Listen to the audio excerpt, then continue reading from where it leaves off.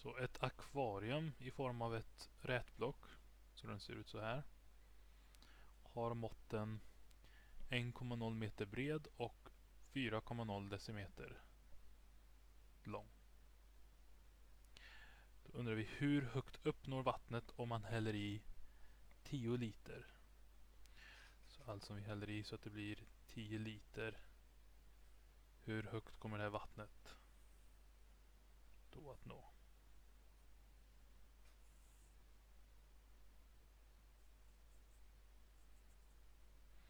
Så den här höjden här på vattenpelaren är den vi vill ha reda på. Så det kan vara först hjälpsamt att vi har samma enhet här vid decimeter och meter här. Så är de 10 meter till, eller 1 meter till 10 decimeter. Så 1 liter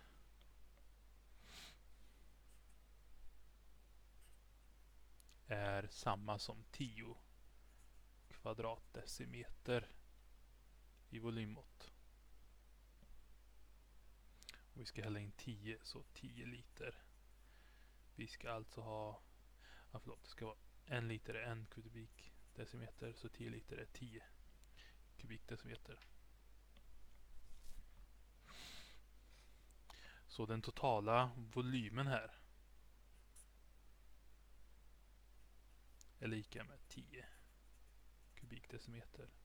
Så volymen på den här vattenpelaren är 10 kubikdecimeter.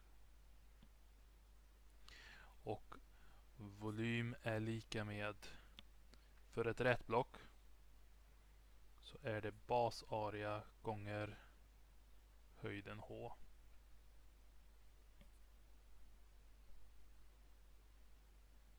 Och basarean kan vi räkna ut. Den är ju 4 gånger 10 kvadratdecimeter.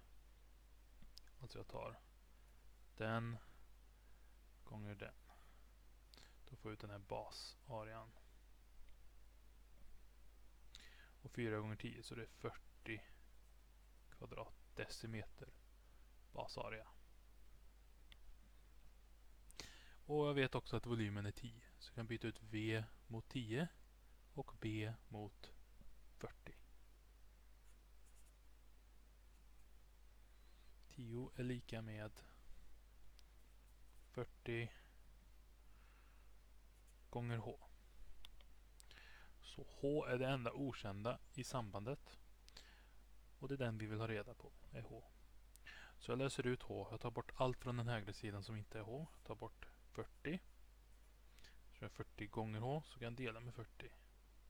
40 delat på 40 blir 1. Så kvar blir 1H. Och så får jag samma sak på den vänstra sidan som jag gör på den högra. Så 10 delat på 40 är lika med vårt H.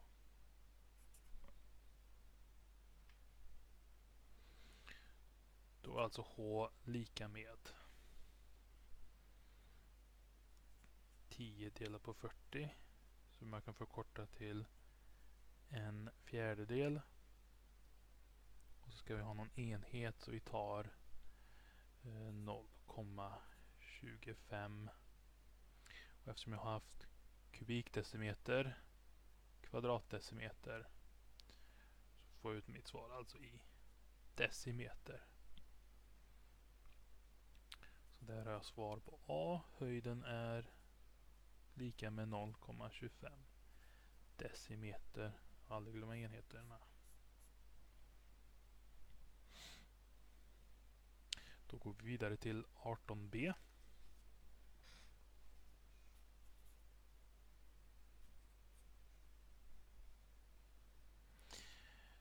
Ett annat tomt akvarium är hälften så långt och hälften så brett.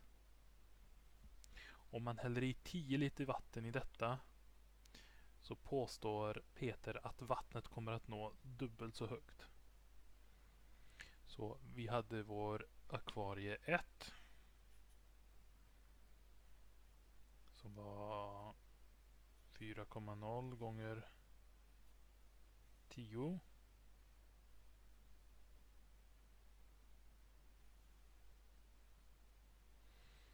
Och vi kör alla mått här i decimeter då.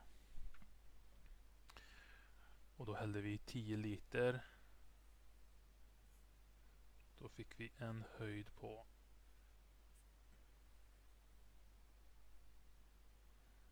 0,25. Och detta är ju då 10 liter eller 10 kubikdecimeter. Då tittar vi på akvarie nummer 2 då, som man pratar om. Som ska vara hälften så lång och hälften så bred. Så den ska vara 2,0 och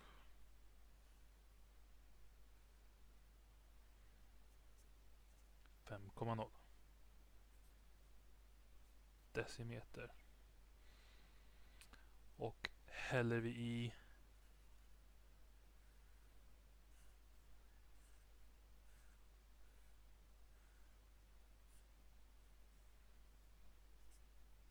10 kubikdecimeter så säger han att höjden ska bli dubbelt så högt. Så H ska vara 2 gånger 0,25. Men vi ska ta reda på detta. Så vi är inte helt säkra på den.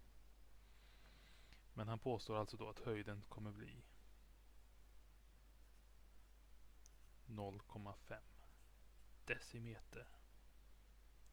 Så då undersöker vi. Vi har fortfarande 10 kubikdecimeter.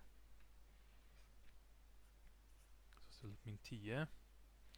Och den är lika med basarean gånger höjden. Basarean var 2,0 gånger 5,0